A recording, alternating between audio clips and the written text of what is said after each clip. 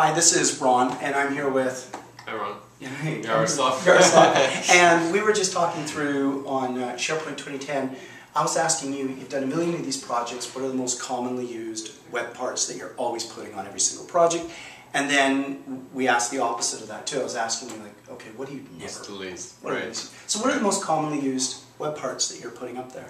So, like, depending on, obviously, on project to project, things vary, right? But the most common ones are list web parts, right? So we have a document library, right? Every project has sort of a, you know, every client needs some location for documents. Then we have a page library where all the pages are. Calendar, it's a given, right? Everybody wants to track things. Right. Links list, content. So those are external and internal links around. Exactly, right? Like helpful links and bookmarks.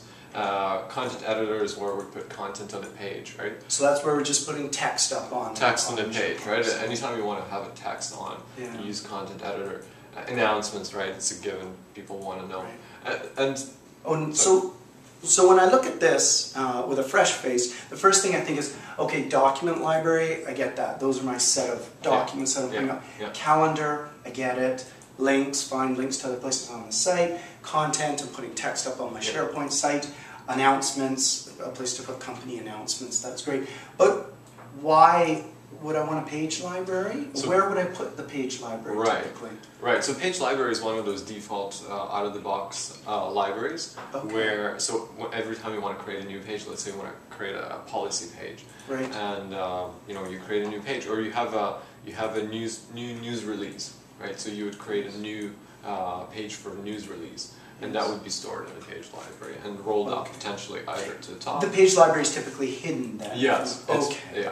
Okay, so the most commonly used web parts that everyone's going to see is document library, calendar, their links list, the content editor, and the announcements. And then of course the page library is being created, but that's...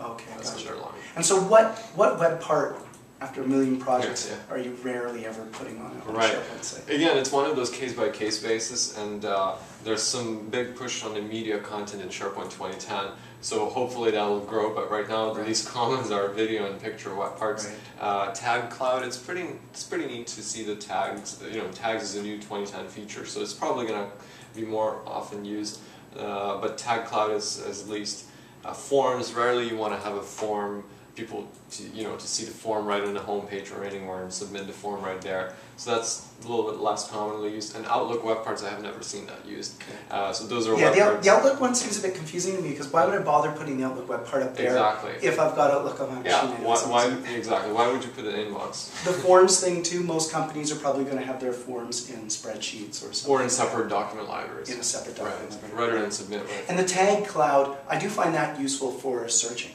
Absolutely. Jump to stuff with exactly. So I can see that. Hopefully this and this is going to grow at 2020. And video, we're doing video now, so hopefully there's more video there. Yeah. Okay. Cool. Hey, that was really interesting and useful. And it aligns with exactly what I was thinking was happening as well. Perfect. Yeah. Awesome. Okay. Hey, where can people find you on the web? It's, I work at Knowledgetech, or sharematch.com is my blog. Excellent. Yeah. So sharematch.com. Sharematch.com. And I'm at rondejuicy.com. I also work at Knowledgetech. Yeah. Good. Thanks.